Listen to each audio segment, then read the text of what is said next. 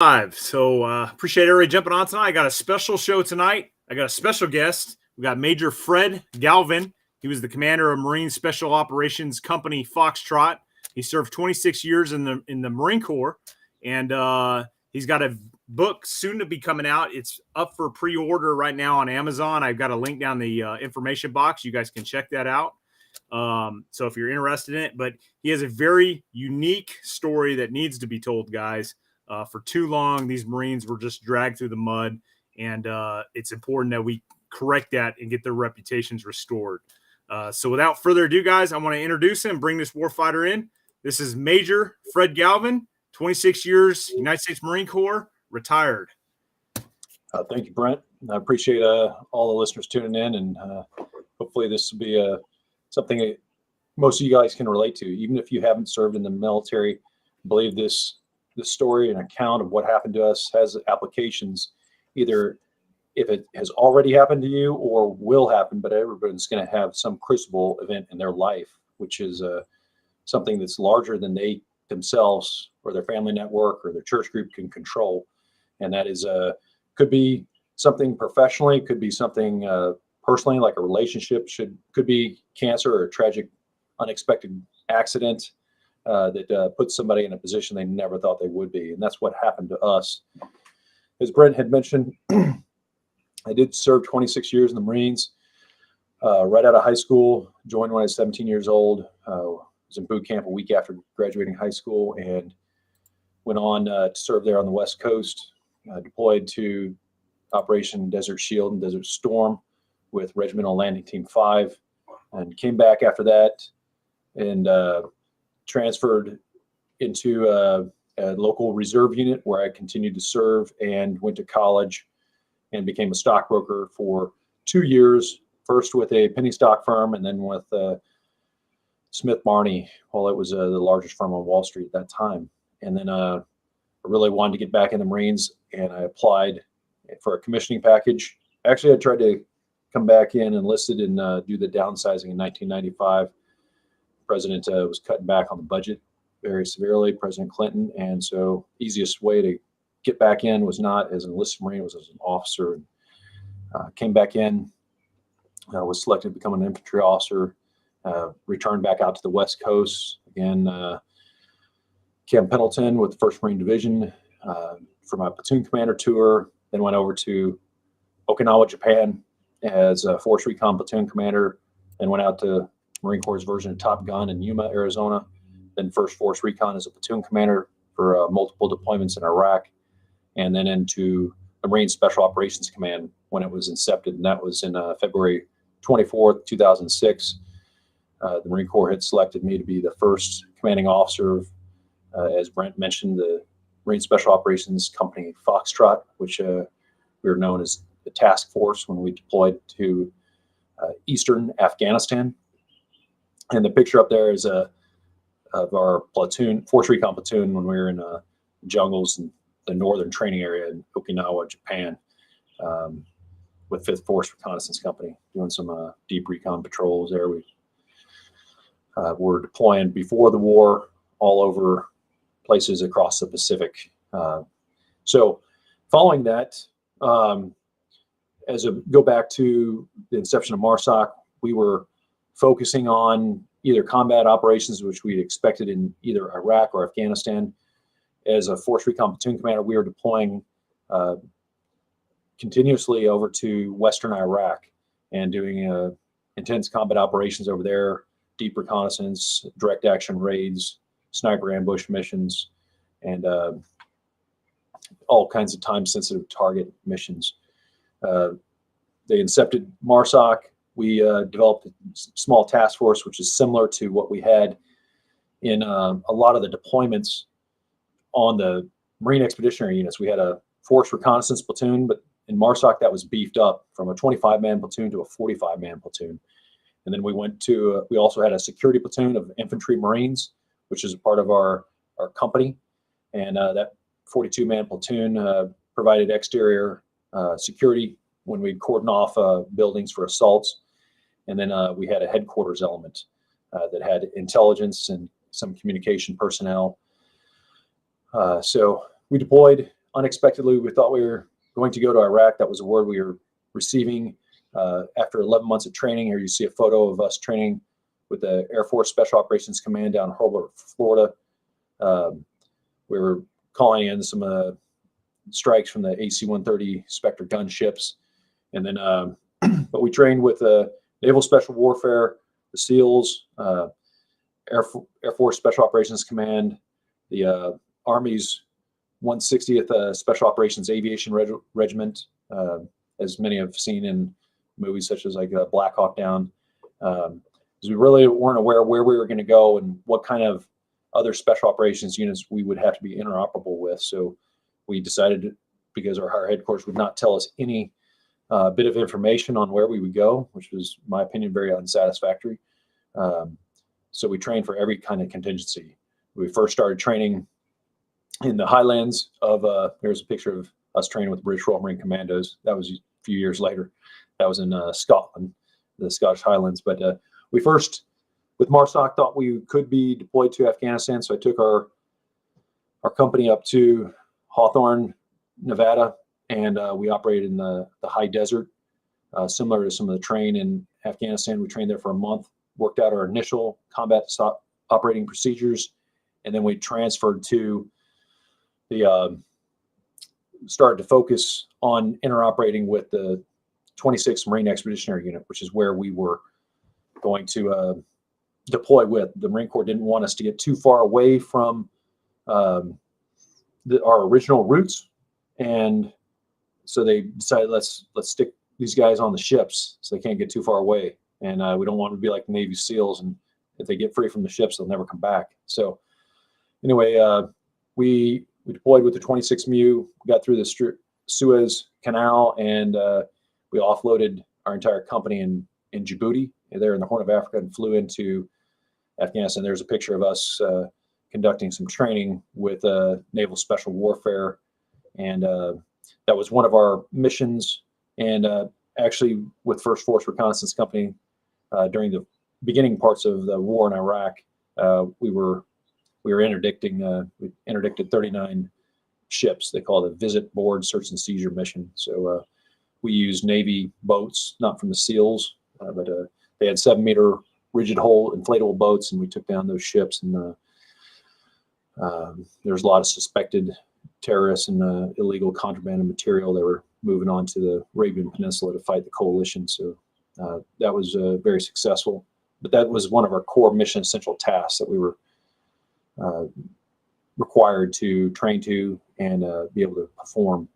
So we did that also with MARSOC, but we knew we were likely to go into a place where we wouldn't be conducting maritime missions, and that's exactly where they sent us. And kind of did a head fake. We thought we were going to Iraq, and we ended up in Afghanistan.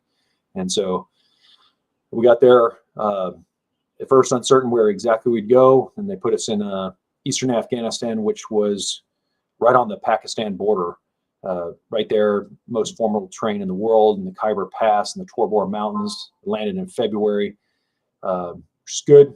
Austere environment. We had some preparation for that, but as those of you know, those mountains go up to 14,000 feet, covered in snow. We don't have that same type of terrain in Camp Lejeune, North Carolina, which is a big swamp. So it did catch us off guard slightly, that they didn't just send us to Afghanistan, but they put us in a very mountainous terrain, and they wanted us to do some patrols on the top of those mountains, which they said that's the last place Osama bin Laden had been spotted, which is true. But obviously, in 2006, the United States funded a big highway. They built the first paved road in Afghanistan, and that connected the capitals between Afghanistan and Pakistan. And so we knew there was very little, honestly, who would, move over 14,000-foot mountains when you have a paved road. You just bribe the border guard, and you move all the poppy and opium out of the country and move in all these terrorists who've just been radicalized, the final stage of radicalization there in Pakistan, that training sanctuary. And first place they'd link up is right where we were caught there in an ambush on the 4th of March, 2007, in this village, which is called Badiko. It's essentially, that was Body Co, you could equate it to a logistical hub, or that's where the terrorists, once they've been finally radicalized, would come in and meet their handlers. These other jihadists that would take them into different locations across Afghanistan to get their jihad on against the infidels. And so they transport these people to Kandahar, Kabul, Helmand, Sangin, and different places to fight Americans in the coalition. So what you see here on the screen is that was a van filled with explosives, and it detonated right in the front part of our patrol as we entered this village. Prior to entering that village, we saw everybody lined up on the side of the road, military-aged men. We could sense and taste there's going to be a fight right here, because when we passed through there earlier that morning, it was a normal hubbub that we saw, that bazaar, men, women, and children buying different trinkets and what have you. And then all of a sudden here we're change of atmospherics. As Brent, go into a place, you see it doesn't sense like it's right, and you can expect there's going to be a fight, and that's exactly what happened. So as soon as we entered that town, van detonated at the beginning of the patrol. Then immediately afterwards, I saw it with my own eyes there. It was 9 o'clock in the morning. And then this Toyota Prado, this blue Prado, came heading straight at our second vehicle at the front of the patrol that just got hit with the car bomb. And so two of our Marines jumped to their feet. One was still on fire. He was in the turret. He extinguished the flames from his vest, aimed in his medium machine gun, and just let waste right on that windshield. So there was jihadists firing, 4 of them inside that vehicle, 1 driving it, 3 hanging out the windows. The turret gunner in our second vehicle, which got blown up, and then the saw gunner, that's a Marine in the back with the vehicle that was hit was an ambulance, so it had wasn't completely encased. So we had one of our lads in the back with a light machine gun, an M249, aimed in with the turret gunner, and made quick work out of these jihadists driving that vehicle at high speed, coming after us, trying to finish us off. Then we reported what had happened. We have troops in contact. We got small arms fire, no casualties. And then what happened, we started receiving fire on the exact opposite side of the road from a dry riverbed. Nothing is in that riverbed except for these Taliban in these formations and squad elements bounding towards us. And so that vehicle 2, and the vehicle 1 in the front of the formation aimed in and made quick work of these formations bounding at us. So it's a pretty stupid tactic of the enemy. And as I allude to in the book, and I don't want to totally give everything away, but there was an army patrol that was practicing right there. They're stationed on the border at Torkham Gate, right on the border of Afghanistan and Pakistan, mountains all around. And they're practicing their immediate action drills earlier that morning. And we left right before they did. And we were going up into these mountainous areas to look for reconnaissance infiltration points to do reconnaissance patrols.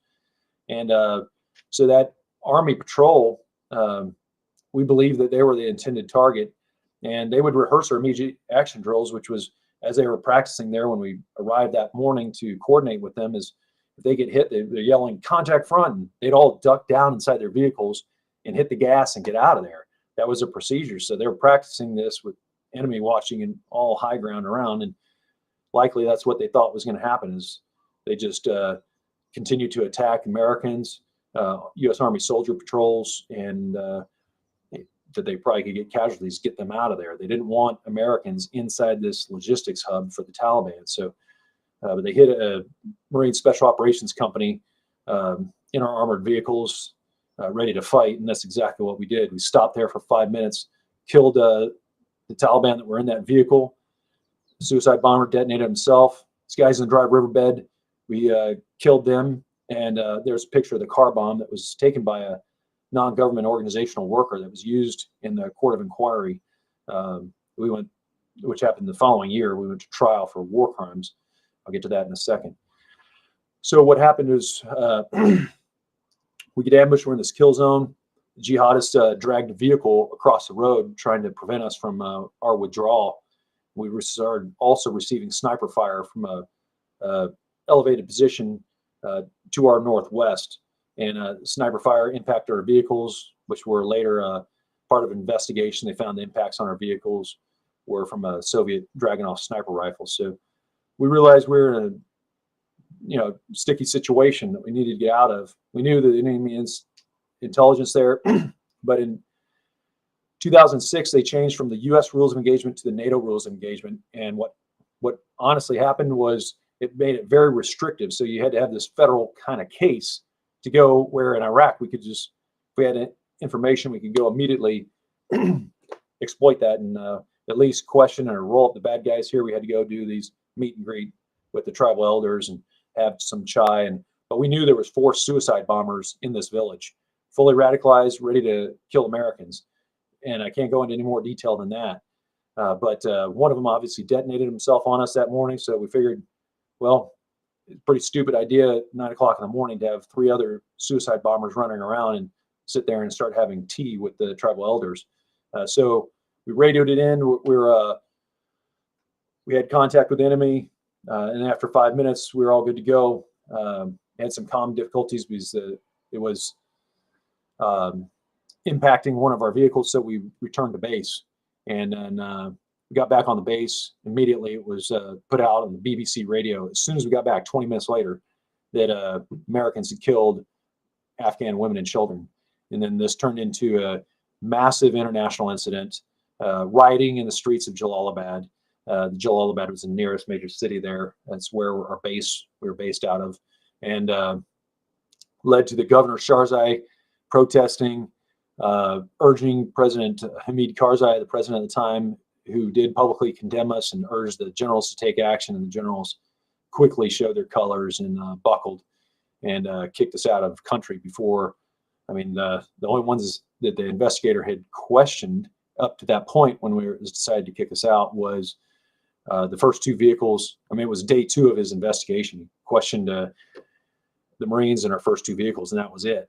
There's a big rush to judgment.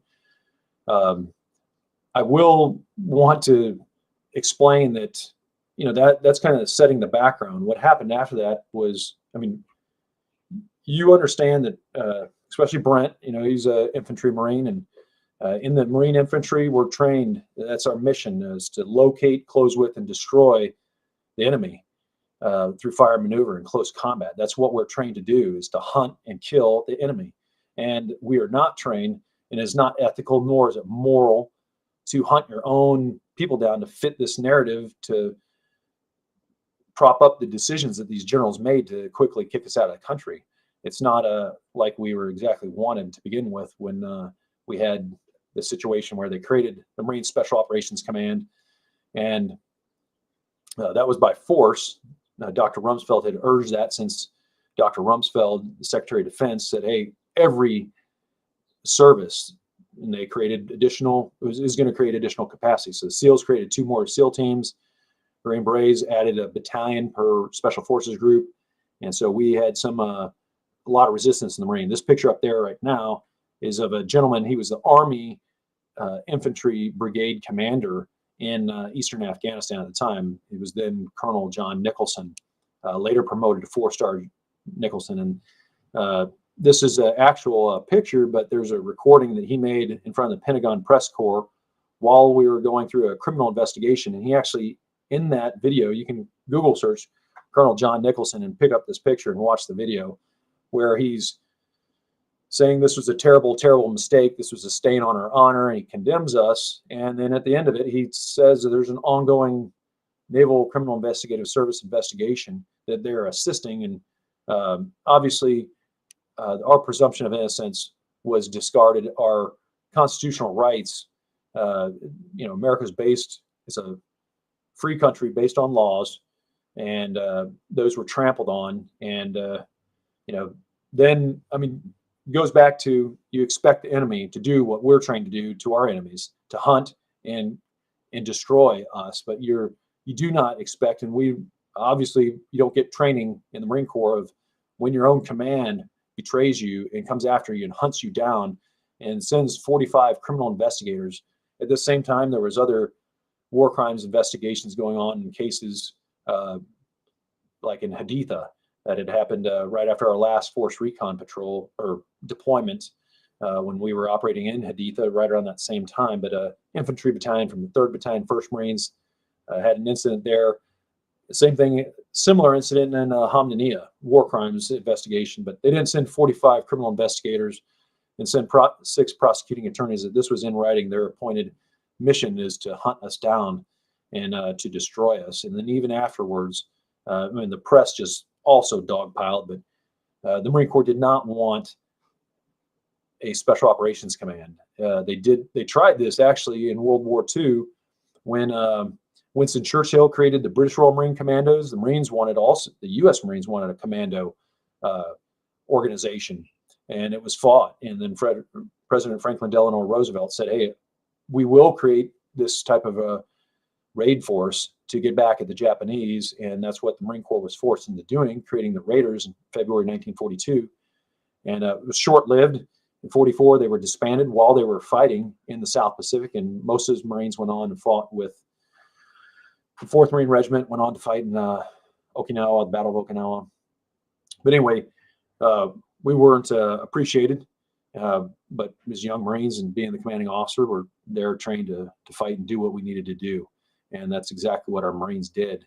We went to court, a war crimes trial in January 2008, from the 7th to the 29th of that month, the longest courtroom trial in Marine Corps history. And then there's us walking, it's myself in the center with my civilian and military defense counselors. We went to a trial, they adjudicated it, quietly exonerated us.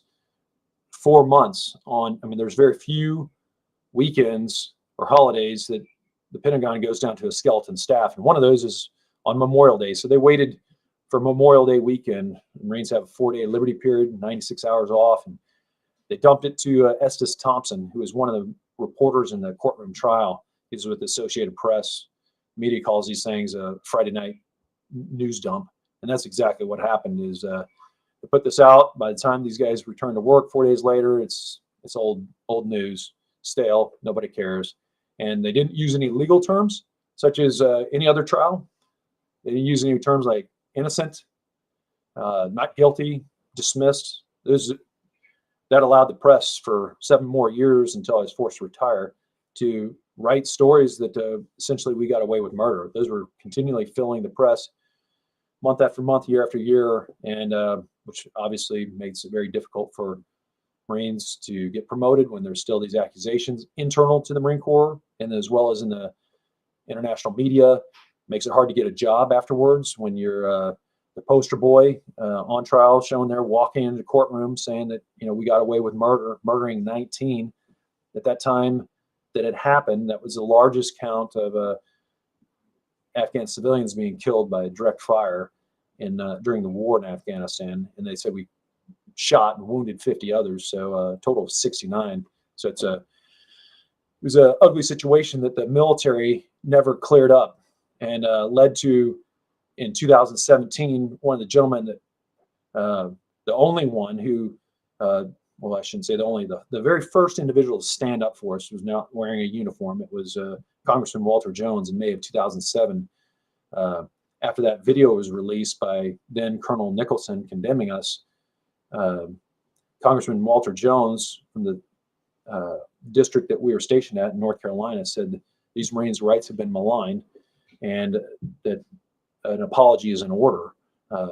So Congressman Walter Jones, God rest his soul, is pictured right there. That was during a congressional press conference in 2007 when he sponsored House Resolution 21 of the 115th Congress. And that was his intention was to have the Commandant of the Marine Corps at that time, General Neller, make a formal statement saying that the Marines on the patrol on 4 March 2007 were not guilty because they never used any legal terms. So the press was still destroying us.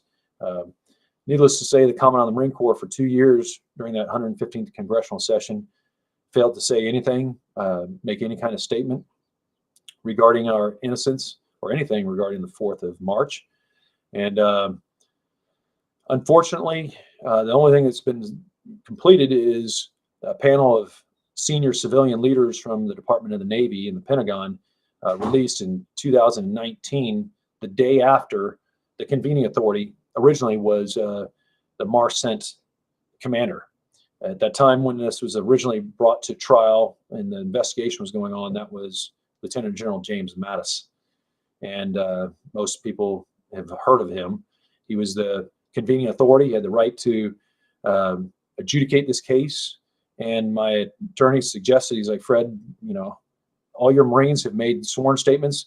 I recommend on top of your own sworn statement, you take a polygraph. So we took a polygraph from the president of American Polygraph Association, the late Terrence Victor O'Malley.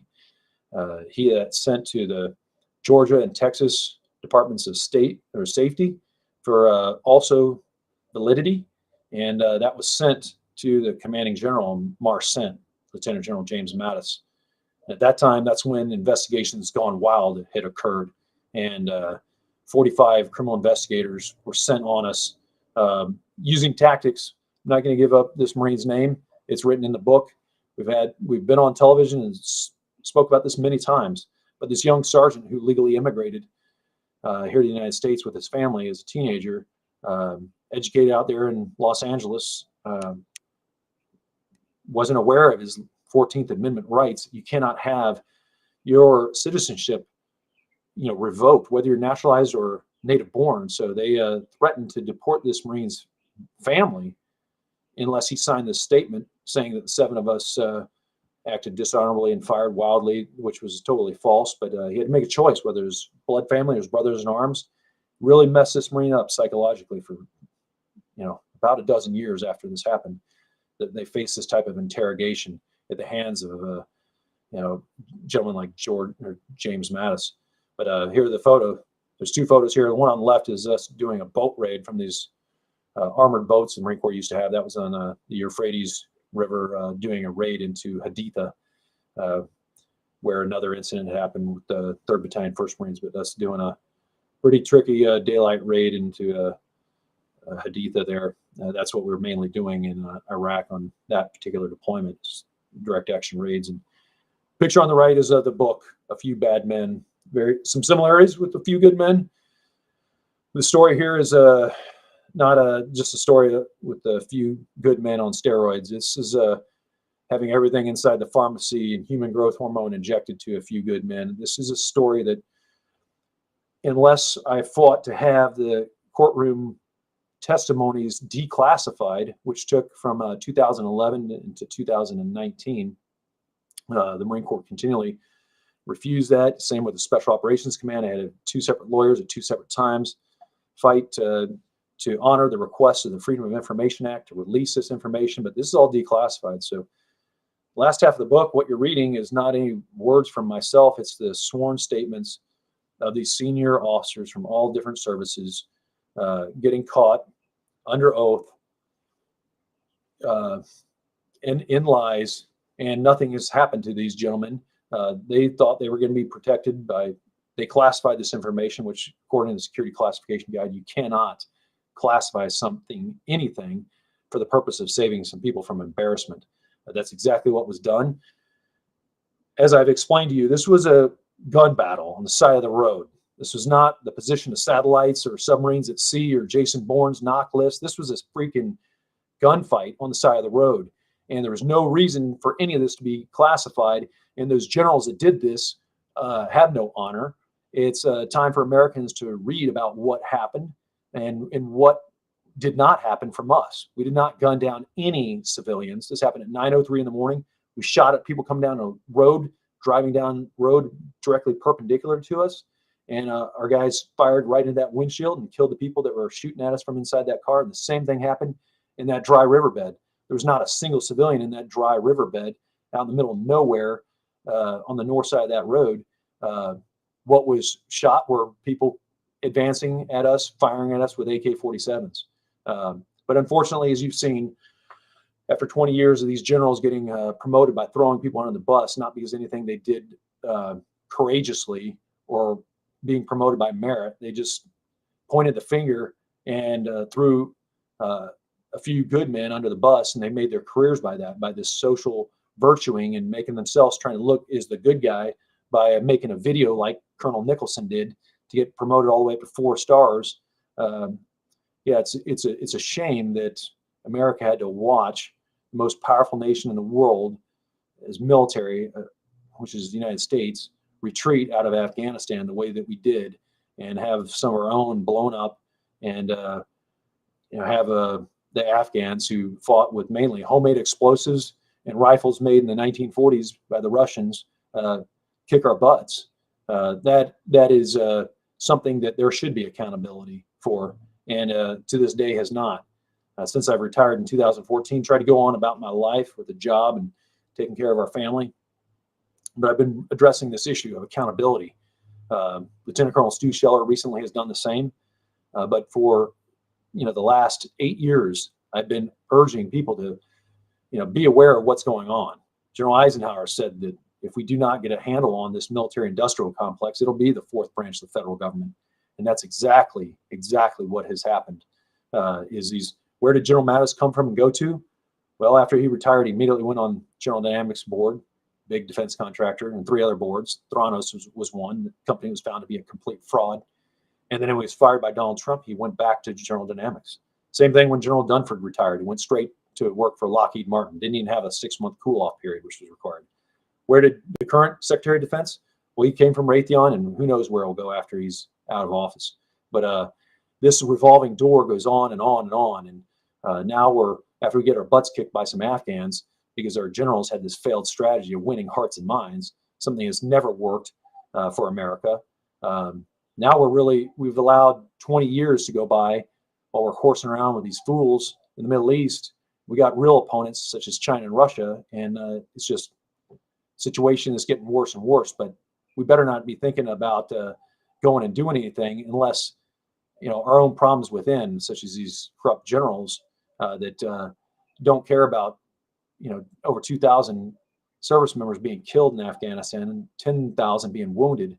Or these guys in the picture here from Fox Company, 2nd Marine Special Operations Battalion, getting hung out to dry. These generals have never once said they did anything wrong, that they never once said that we were innocent for fighting ourselves out in an ambush and only one of our Marines being wounded. They were presented with the facts. They were presented with the truth. They were presented with my polygraph. All this was incontrovertible, and they have not once shown an ounce of courage, an ounce of honor, and stood up and said anything as far as what should have been said from the beginning. That there's no facts to support this. These Marines are innocent. And people say, well, this wasn't a court-martial, and it's true. This went to a court of inquiry because there was no bodies, there's no blood, there's no bullets, there's not a shred of prima facie evidence to bring it to a court-martial. So they used a court of inquiry. And some people say that's why they couldn't use the words innocent. Well, you look at Haditha, that wasn't brought to Lance Corporal Sherratt, one of the Marines from Haditha. He went to an Article 32 hearing, and General Mattis, who was the same convening authority in charge of Marcent at the same time, an Article 32 hearing is not a court-martial. He said, in my eyes and in the eyes of the law, he wrote him a nice little letter. It's out there in the press. You are innocent.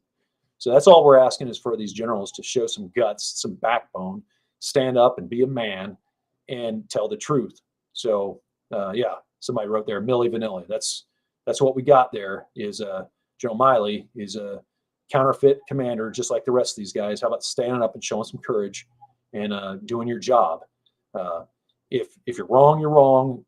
But I haven't seen one of these generals stand up at once and do what we had asked, what Congress has asked, that there be an apology. That's what Congressman Jones, God rest his soul, said in 2014 that there should be an apology. Totally gaffed off. And he sponsored the House Resolution 21 in 2017. For 2 years, the Marine Corps gaffed it off. Navy civilians, like I said, had to step up, show some guts and some backbone, and write a 12-page letter explaining exactly what these leaders did. Which is, when you read this letter, it's all in the book. Throw a little pitch for the book is, again, you will not believe anything that you're reading until you read the exact verbatim sworn statements that these people made, thinking that it'd be declassified. A few bad men. One thing that makes it an interesting story, because we're expected to use military deception against our adversaries in battle. What is unlawful is to use information warfare or psychological operations against America or against our own military forces.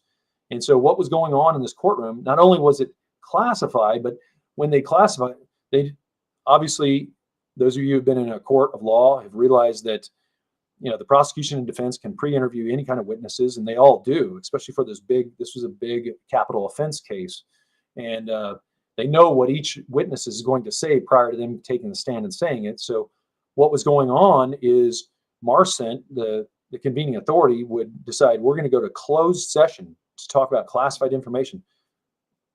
The defense didn't have anything classified to say, so they would smear us. The prosecution would stand up there and throw out these allegations and say there was a conspiracy, that the Marines had lied and conspired and made up a story and all this stuff. But they said all that when the press was there, who's eagerly writing this down, making it look like a scandal. And then when we'd go to defense, hey, this is classified, the media wouldn't even be taken out in the lobby. They'd be taken 2 buildings over from the courthouse at Camp Lejeune, put up above this Andy's Steakhouse on the 2nd floor of this building, so there's no way they could hear anything.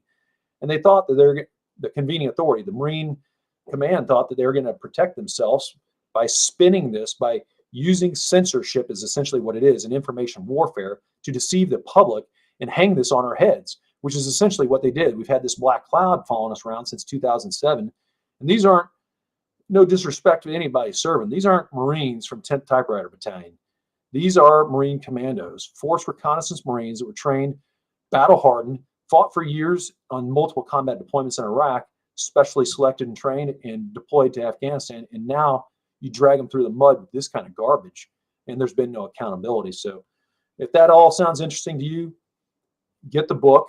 A couple things about the book is it's available for pre-order on Amazon. Just search A Few Bad Men.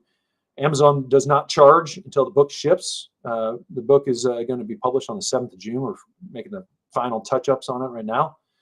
And there is limited quantity, so it could sell out. But if you pre-order it, you will be guaranteed to have your copy. They will print however many are pre-ordered.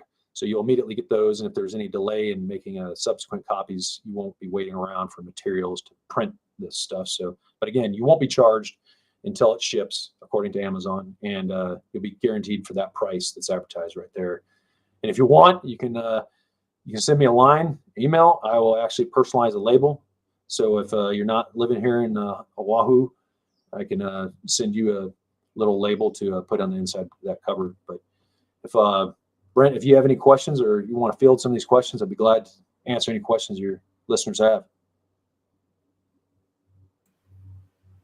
Yeah, 1 second. I was gonna put up a picture of something real quick. Man, it's a lot to take in. Yeah, sorry for Sunday afternoon sermon for your audience, but it's something I was passionate about. Fought, Marines don't deserve to have their names dragged through the mud against allegations which every nation, every religion on this globe condemn, killing women and children. When you continue to perpetuate it, if you have kids, nobody's going to allow their kids to get dragged through the mud and said, hey, not even respond. If there's some allegations that your kids did something wrong, you're going to get to the bottom of it, and you're not going to just quietly ignore it. These weren't just allegations of a 7th can of beer in the barracks room. This was something that's capital offense. 19 murdered, 50 others wounded, women, children, elderly. It said, the stuff in the press said we went back to cover it up. There was a vehicle patrol that came in behind us after we left the ambush site. It's Army. They did an investigation on that, and they knew. But Colonel Nicholson on his little apology video there didn't say anything about his own guys going in there and threatening to delete these photos or I'll delete you when they met up with press, at the kill zone.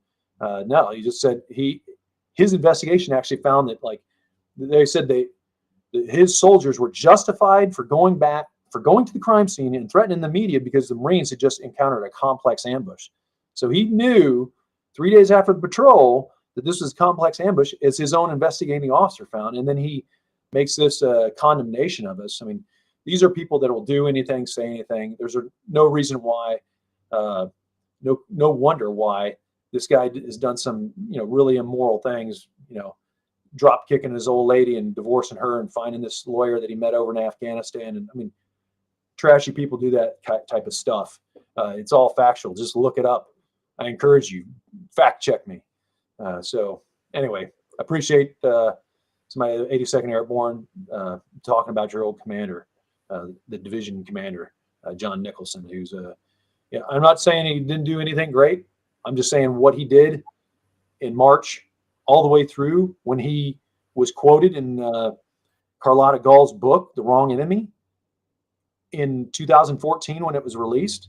And he continued to perpetuate this lie, saying that we were at fault. He knew damn good and well after the courtroom quietly said, now this is the weak words of the Marine Corps saying that we acted appropriately. Brent, I know you've been involved in non-judicial punishments, and a commander, you've told him to circle his decision, whether that's innocent, guilty, or dismissed. There is no block for acted appropriately. That's something you use on like a debrief. Those weak words, mealy mouth, that's why one of the reporters who's written a blurb for this book, David Zucchino, he sat through the court of inquiry, or that part of it, which he was allowed to.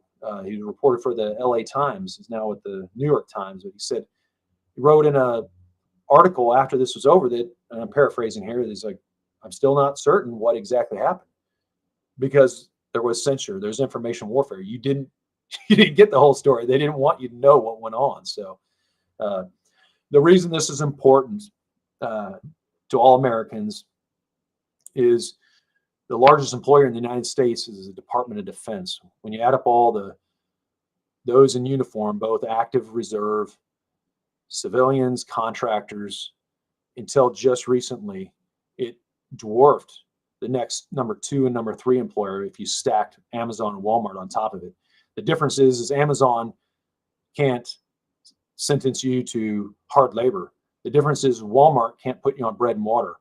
The difference is neither of those organizations can send you to jail for the rest of your life, or rightfully so, with the max punishment on the books. What we are being charged with is the same thing that maniac former Major Hassan Nadal did down in Fort Hood, was kill Americans, and he will be put to death. The max punishment is still the death penalty, and that's what we are facing. That's why this is so serious. And when you skew the facts to make up your own, the job of a prosecutor is not to create facts, it's to present the facts. It's not to create what you want to fit your narrative, to fit what your boss wants because he took this type of action.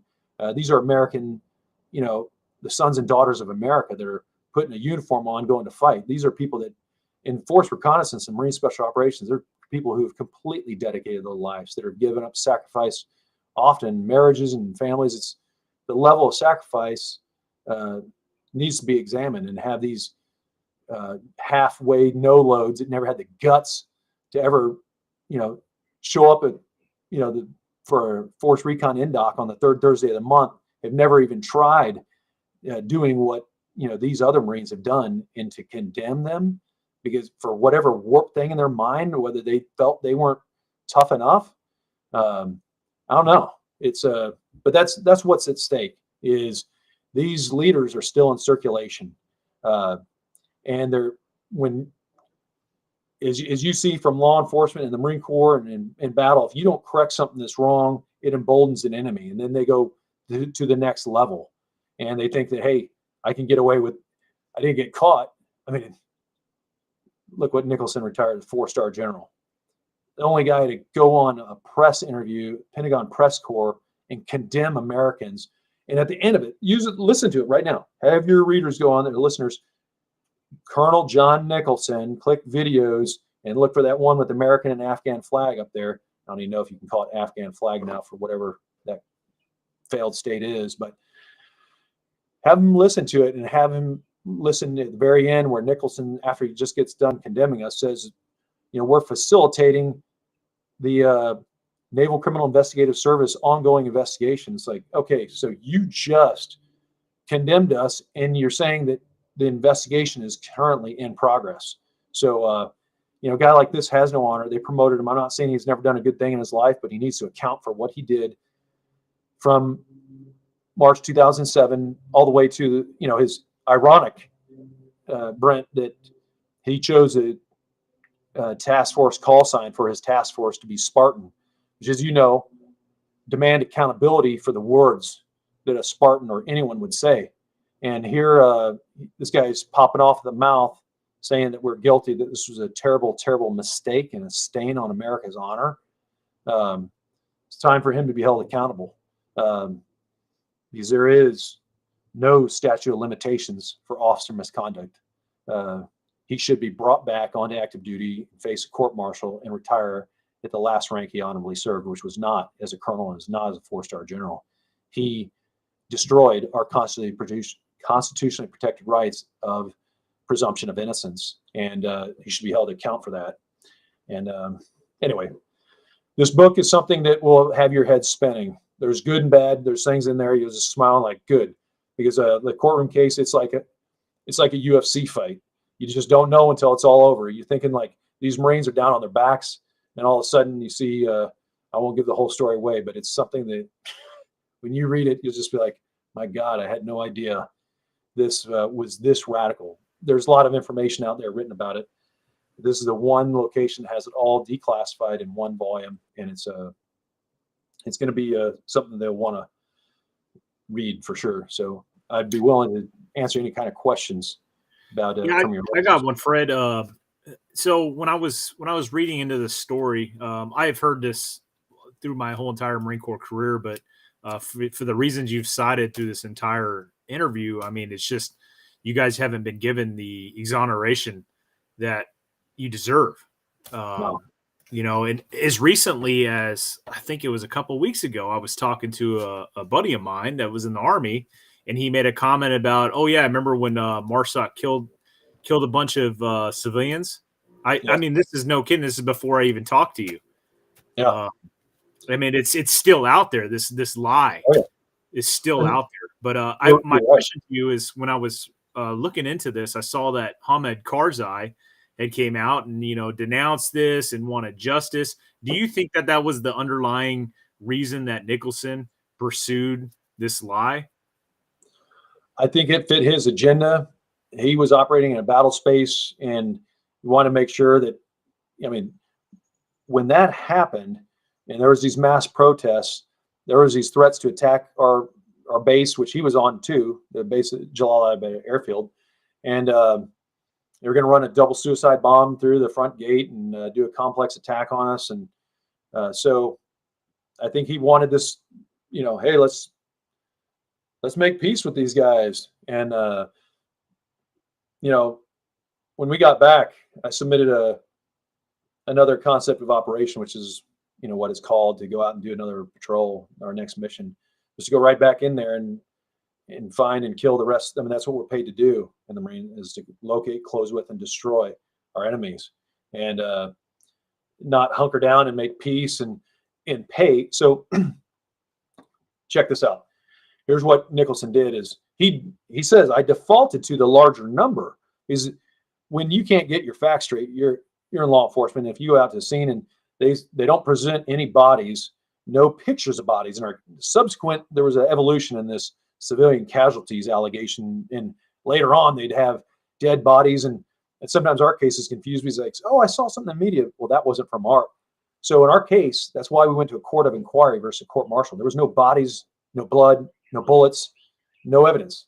So, but Nicholson in his video says we defaulted to the higher number, 19. So in America,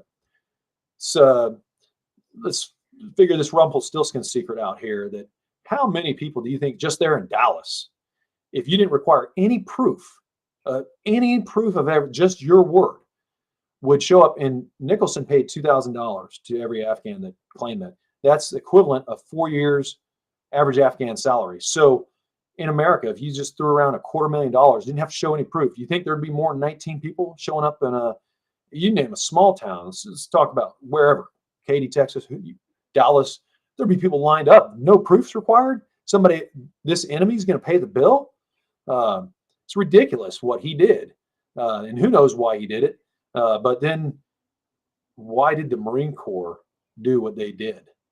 You know, why did the Marine Corps send 45 criminal investigators, 6 prosecuting attorneys, hunt us down, never say the correct words? So Uh, anyway, that's kind of the story regarding a few bad men. I think your readers will enjoy reading it, and I look forward to this book coming out and being able to follow up on any other interviews. But if there's any kind of questions that you want to answer from your readers, I'd be happy to field any.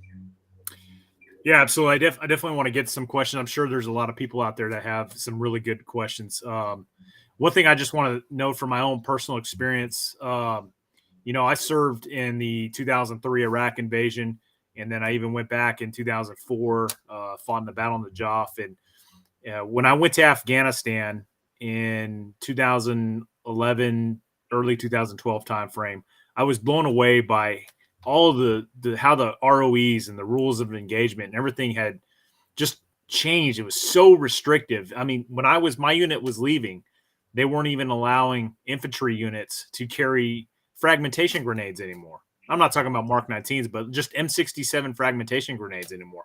And I think the reasoning behind it is they didn't want them to have another Haditha where, Marines are doing what they trained, clearing rooms with M67s. Just hearing crap like that, it's like, how do you expect to win a freaking war when you have shit like this? I can't remember. I think it was like the Karzai 12 or something like that was our rules of engagement at the time. It was like a whole list of 12 Karzai rules of engagement. And it's just, I'm looking at this and like, are you kidding me? Like when we brought down the whole Iraqi army in like 45 days, we crushed Fallujah. We crushed the Al-Sadr's Mahdi army in the Najaf cemetery. We crushed these, these massive entities. And yet now, years later, trying to fight these counterinsurgencies, they tie our hands behind our back and expect us to win that way. Brent, it's a good point you bring up, because not only in Iraq did, we just steamroll the country in a short order. We did the same thing in Afghanistan. The war was won. And then there's these ideas when you want to wonder why this happened. One of your readers have read here in a question that, why did it last 18 years? It actually lasted 20, but I'll tell you why is because it's understood by these military. When you fly into DC, whether it's Reagan there in, Ronald Reagan National Airport, or out at Dulles, out by Langley, and you see all those names on the tops of the buildings around the intelligence community and the Pentagon, those people profit by having drones and missile systems and everything that is fueled by war. So there's incentives, and goes back to what we were talking about a second ago, is all these generals, admirals are the same way. They go, you can't get access into the Pentagon without having a security clearance unless you're a VIP. VIPs are retired 09s and 10s. That's a lieutenant general or vice admiral or a full general or admiral. So they all get out. They all retire. If they get lucky enough, like over 100 of these guys who are on these boards, they go in and do the same thing they did during their military career, see if they'll play ball, and incentivized by, hey, they're not looking to promote the strongest, straightest, most narrow, the straightest shooters. And no, they're looking for those that'll buckle, those that'll kneel down and take the bait and chew on that carrot. And they do the same thing by when they come back working at Raytheon and like, hey, Brent, this company, Oshkosh, they make these mine-resistant armored personnel carriers, and we need a good guy like you in charge. And so that they all go back to these, and that's where the real money's made. Live wherever you want, fly in on the corporate jet, come back to the Pentagon, influence whoever you need, persuade them to buy this weapon, this technology, this innovation. And there's a reason why this war goes on for 20 years. There's a reason why you can't carry frag grenades, because there's a way in Afghanistan. I mean, these guys wearing flip-flops, carrying AKs, pretty simple to go in there and just wipe them out. Here, we lost to somebody that every military axiom, you can't win a war without artillery. You can't, all these things that, we lost, we retreated, and it's a fact. It's not disputed. We ran out of there, and it was horrible the way that it ended. So when we wonder why this whole thing happened, is because of profit. And it's immoral that, these people are getting filthy, disgustingly rich. And when people go in there and fight and do what they're trained, and, nobody wants this war to be over quick. They want it to be dragged out and ride that clock, have a successful combat deployment, go on and get promoted from not doing anything courageous, but by throwing somebody else under the bus, social virtuing, hey, accusing this person, condemn him, look good, and you'll get promoted and you'll get in that VIP club of the lieutenant generals and generals and make a lot of money. So that's why that is going on. And it's an assumption, but I've seen a lot of it. And having to have fought for these Marines to get their names cleared, and working with a lot of members of Congress, I know this is exactly what happens. And why a lot of members of Congress won't stand up is because there's money to be made in every state. Like a part of that B-52 weapon, that aviation platform is made in every single state. This is big money. Number one line item in non-discretionary spending is our Department of Defense. So it makes everybody happy. Nobody wants to come after, and saying something about our military is like bashing a bald eagle. It's not vogue. You don't do it. So, but there needs to be accountability. Yeah, I mean, man, just having you on to speak to all this, and like I can't stress enough, guys. This is the Marine that's talking right now. Distinguished officer, freaking combat veteran of multiple tours. I mean, is that 3 combat action ribbons you got there? Yes.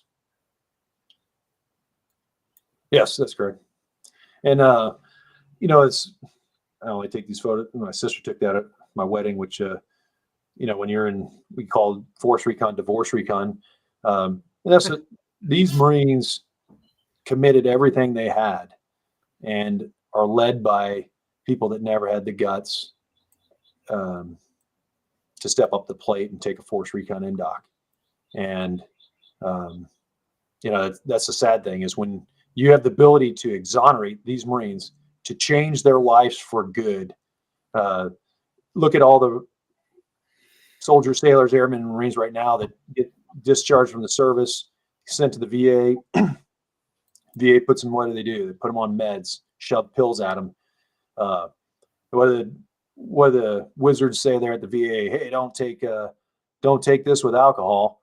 That's like instilled in Americans, especially military members, especially Marines, an organization that was born in a bar, Ton Tavern.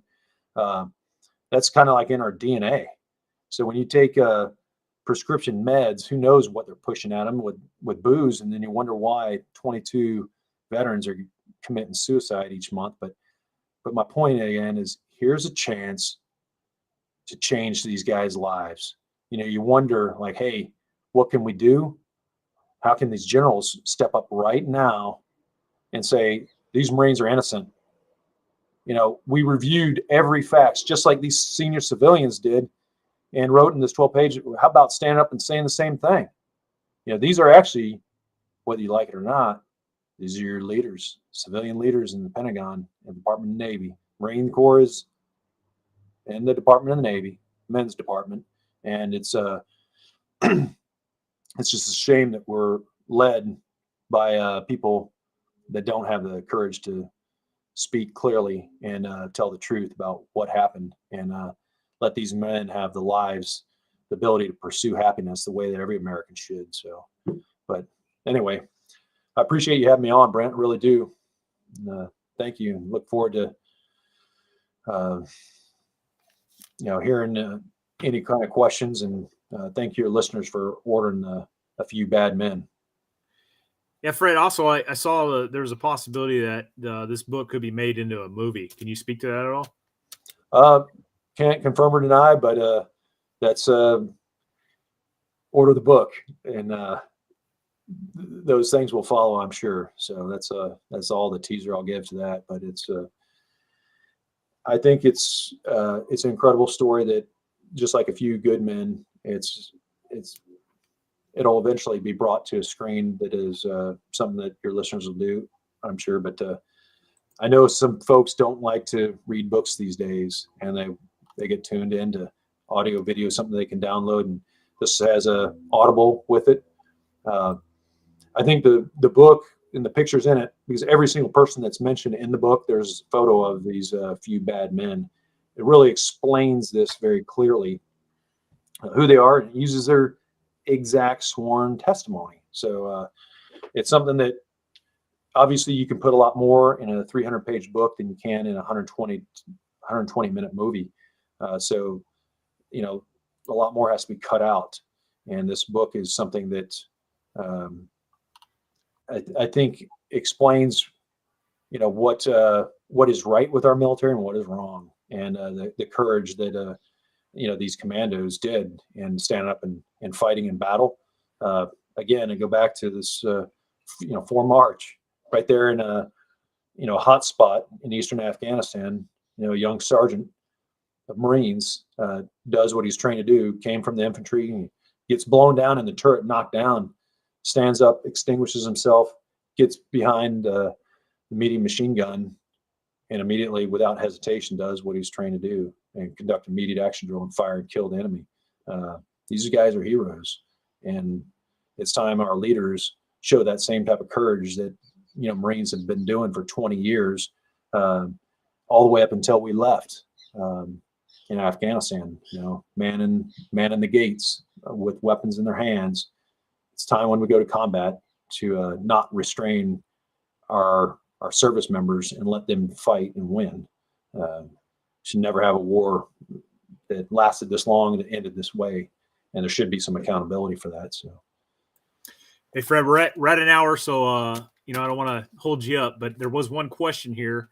I just want to lay this out there. Like, to me, you're the epitome of a Marine infantry officer. I mean, you, long after you have retired, you are still fighting for your Marines. And man, that is just unbelievably commendable. And my hat's unbelievably off to you. You're a patriot and an American.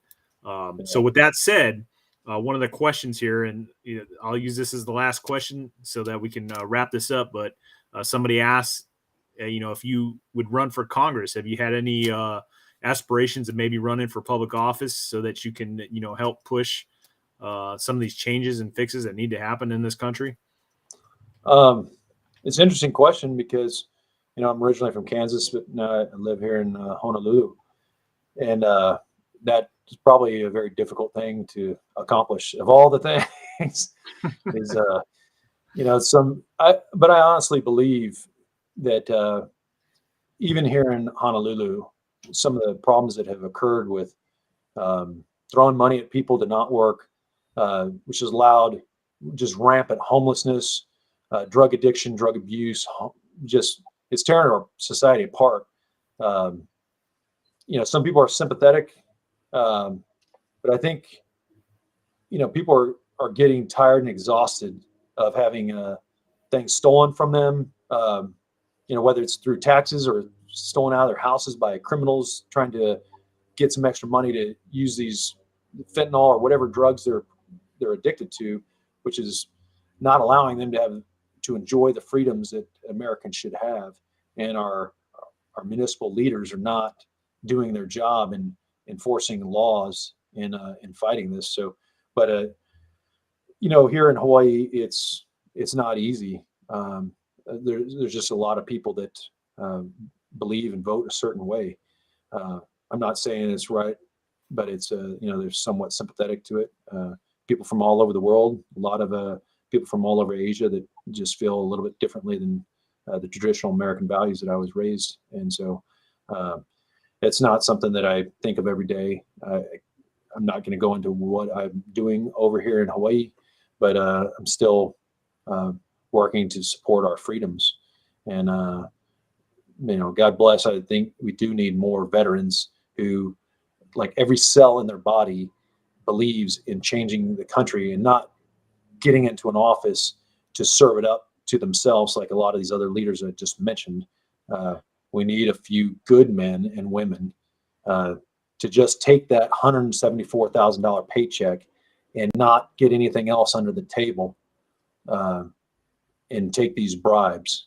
We need leaders that won't buckle and look at the office that they're entering is a big paycheck. So, but unfortunately, that would probably be, here in Hawaii, that would be like a salmon swimming up Niagara Falls to try to win in this environment. But so I don't have unrealistic aspirations now. But. All right, guys. Well, that is Major Fred Galvin, and we do appreciate you guys for tuning in tonight. This has just been an unbelievable stream. I can't say this enough, guys. Buy this book. I mean, let's get this story out there. Let's spread these Marines' words so the truth is told, and we don't have to hear about these fake lies of Marines murdering civilians in Afghanistan. I mean, it's just gone on for far too long, and it just needs to stop. And the only way we stop it is getting these guys' word out, and that's through this book. Maybe hopefully a actual motion picture someday. But again, I can't thank you enough. And I want to thank my good buddy. I'm not sure if he wants me to say his name, but I'll call him by his call sign, Slant, mutual friend of ours. Yes. It was just by chance. The Marine Corps is a very, very small world. And if it wasn't for him, I would have never been introduced to you. So, yeah, Fred, thank you very much for coming on tonight, man. Thank you, Brent, and mahalo, and aloha nui loa to all your listeners. Appreciate this opportunity. Well, Semper Fi, brother.